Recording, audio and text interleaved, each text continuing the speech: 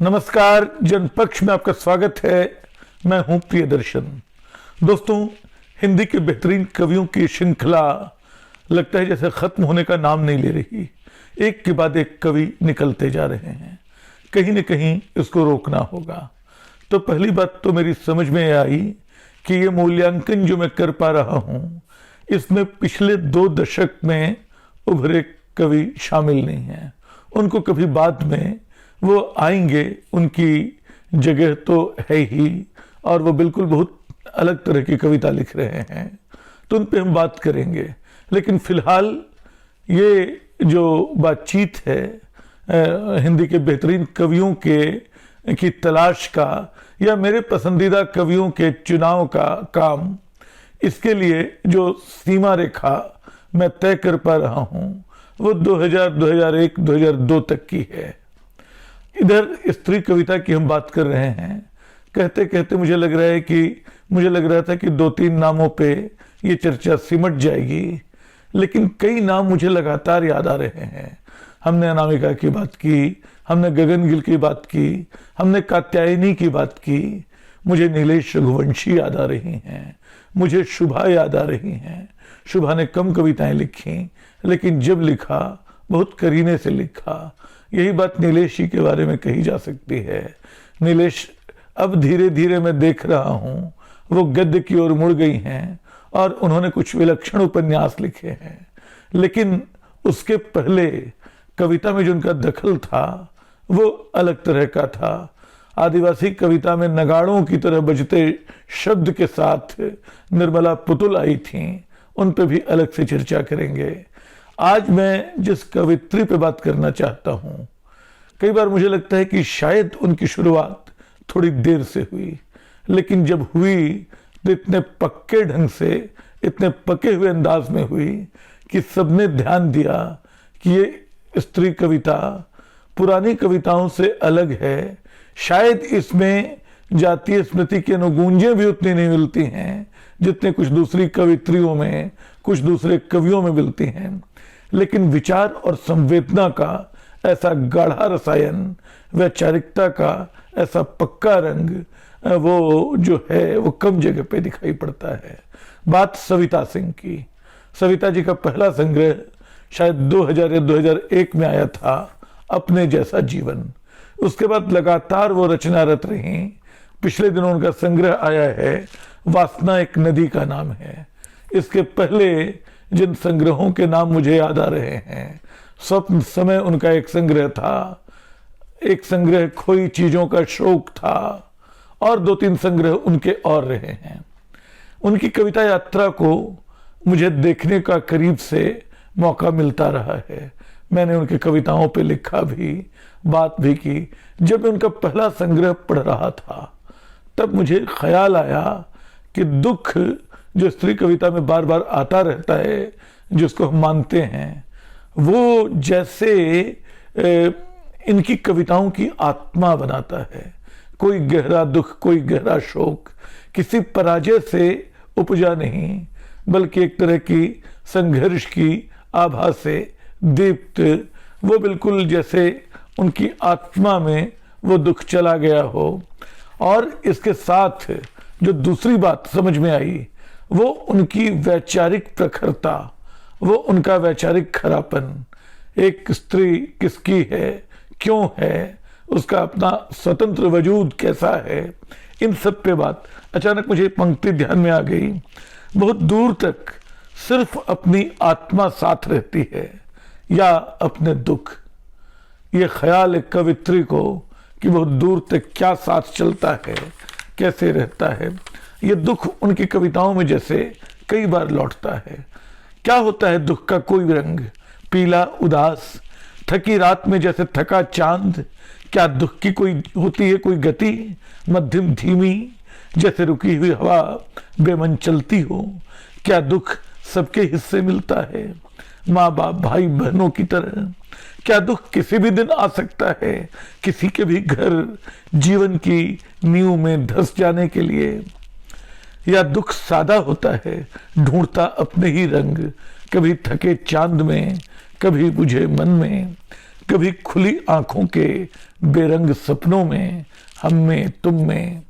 तो इस दुख को कई कई तरह से बरतती हुई जो इस संग्रह की कविता मुझे, इसके अलावा रुदन, नींद में रुदन और वो सब कुछ जिससे लगता है कि स्त्री का एक शोक जो पूरे जीवन पे छाया रहता है, वो छन छन कर इन कविताओं में दिखता है। वो नींद में रुदन उनकी कविता है, मैं पढ़ूंगा तो बहुत वक्त लग जाएगा। मैं जिस कविता को पढ़ना चाहता हूँ, जिसमें पता चलता है कि सविता सिंह जो हैं किस तरह स्त्री मुक्ति की बात करती हैं कविता में, बहुत सपाट लगती है कविता। लगता है कितने सादा ढंग से उन्होंने बात कर दी, लेकिन इस सादगी में ही वो कविता है। मैं किसकी औरत हूं, मैं किसकी औरत हूं, कौन है मेरा परमेश्वर, किसके पांव दबाती हूं, किसका दिया खाती हूं, किसकी मार सहती हूं। ऐसे ही थे सवाल उसके, बैठी थी जो मेरे सामने वाली सीट पर रेलगाड़ी में मेरे साथ सफर करती। देखिए, एक तरफ वो स्त्री है जो शायद स्त्री होने का मतलब ही यही समझ रही है कि कोई उसका परमेश्वर होगा, किसी के पांव दबाती होगी, किसी का दिया खाती होगी, किसी की मार सहती होगी। वो कैसी थी? उम्र होगी कोई 70-75 साल। आंखें धस गई थी उसकी, मांस शरीर से झूल रहा था। चेहरे पर थे दुख के पठार, थी अनेक फटकारों की खाइयां। ये उसका जीवन था। सोचकर बहुत मैंने कहा उससे, मैं किसी की औरत नहीं हूं, मैं अपनी औरत हूं, अपना खाती हूं, जब जी चाहता है तब खाती हूं। मैं किसी की मार नहीं सहती और मेरा परमेश्वर कोई नहीं। उसकी आंखों में भर आई एक असहज खामोशी।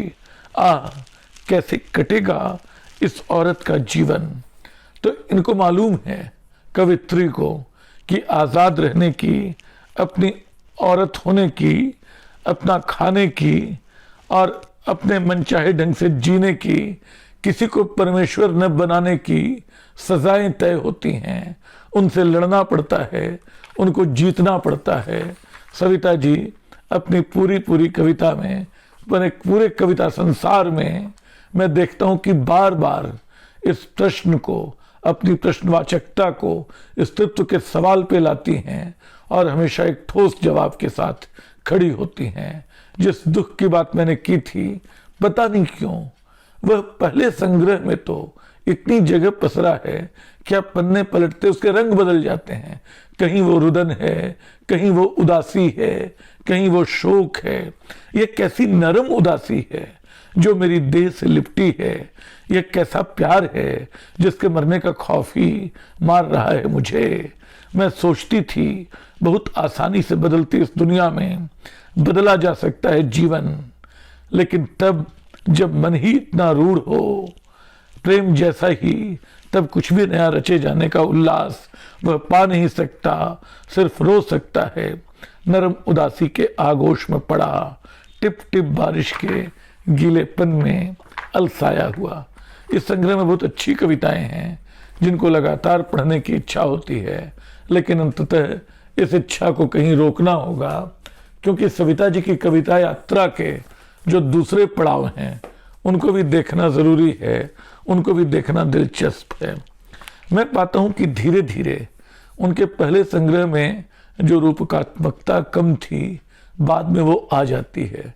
वो कुछ नरम मुलायम भी पड़ती हैं, लेकिन अपने अर्थ को, अपने बात को कभी नहीं छोड़ती।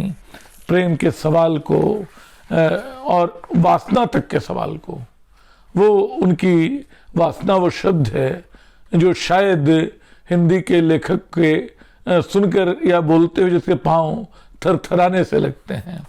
लेकिन जो आखिरी संग्रह है सविता जी का, वासना एक नदी का नाम है, इस संग्रह में ही, इसके नाम में ही एक चुनौती शामिल है।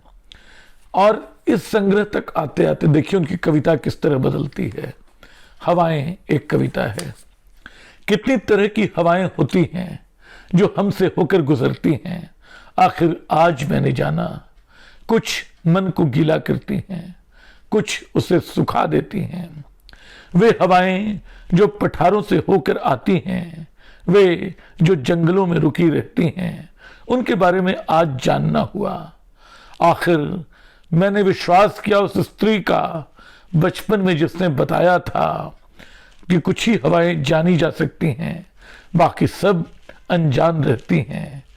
जब ऐसी कोई ऐसी ही हवा आकर लगे तुमसे, बाहें खोल देना, वह पिछले किसी जन्म की तुम्हारी प्रेमिका हो सकती है। उससे बातें करना, प्रेम के बारे में अब भी वह तुम्हें बहुत कुछ बता सकती है। तो इस कविता में जो एक मुलायम अंदाज है, इस कविता में जो एक तरह की जो हवा का जो रूपक है, वह आपको शायद एक अलग ढंग से कविता पढ़ने को प्रेरित कर सकता है। वासना की राह जो संग्रह का नाम है, वासना एक नदी का नाम है। वासना की राह जो कविता है, मैं उस पर आना चाहता हूँ। अभी चांद डूबना चाहता है, अलबत्ता अभी अभी जगा था, जबकि भीतर कहीं बाहर डूबना चाहता है। अभी कुछ भी अपने चरम पर नहीं, उस ओर भी नहीं, बल्कि आसमान किसी ढलान की तरफ बढ़ चला है। अभी हवा पर कोई भरोसा नहीं, भीतर कुछ बजता सा रहा है, धीमा, बहुत धीमा। हल्की मिठास सी है जिह्वा पर, एक दीर्घ प्यास पिछले किसी जन्म की लौट आई है बेशक। उग आई है कोई गाढ़े हरे रंग की घास, जैसे धरती, जैसे छाती पर जो कभी उगी होगी।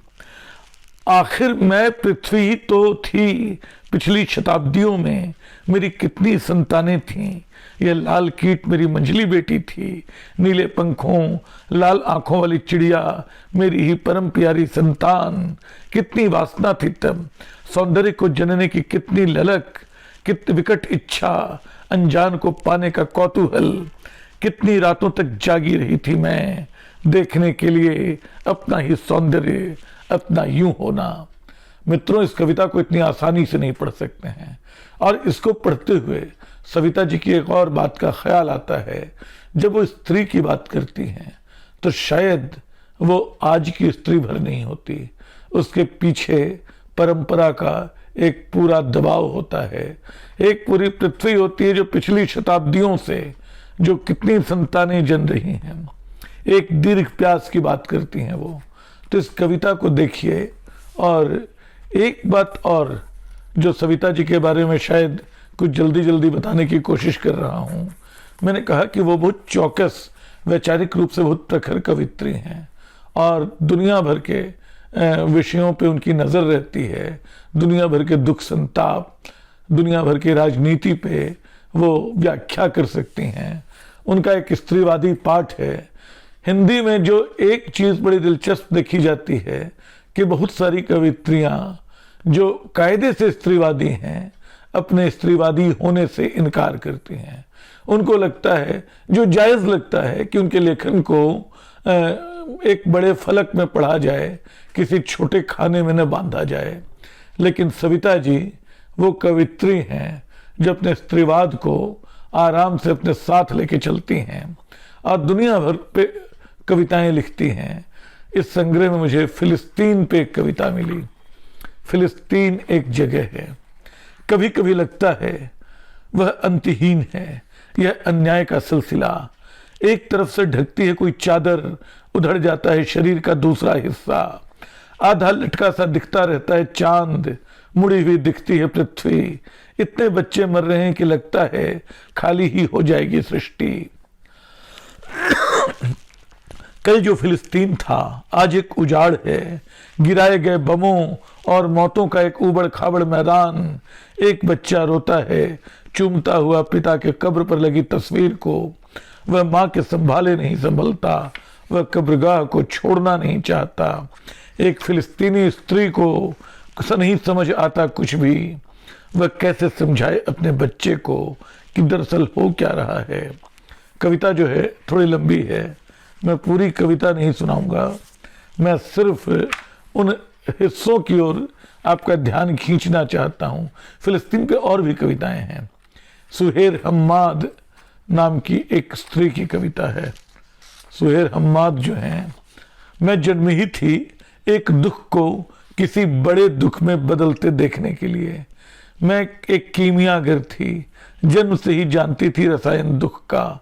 मैं उस फिलिस्तीनी लड़की को भी जानती थी, बाद में जिसने कविताएं लिखी, जिसका नाम लोगों ने सुहेर हम्माद रखा। मैं समुद्र की वो लहर थी जो अब तक उठती गिरती है, अपने फेन और नमकीन स्वाद में महसूस करती हुई दर्द बेघरपन का। दोस्तों, इस तरह की कविताएं बहुत सारी हैं। कहाँ मेरा वतन, प्रेम का सवाल, स्त्री का सवाल, जीवन का सवाल, देश का सवाल, राजनीति का सवाल, मानवाधिकार का सवाल, इन सारे सवालों पे विचार करती एक स्त्री दृष्टि बड़ी संवेदना, बड़ी गहन वैचारिकता के साथ अपनी बात रखती ये सविता सिंह हैं। आप इनकी कविताएं पढ़िए, आप निराश नहीं होंगे। शुक्रिया।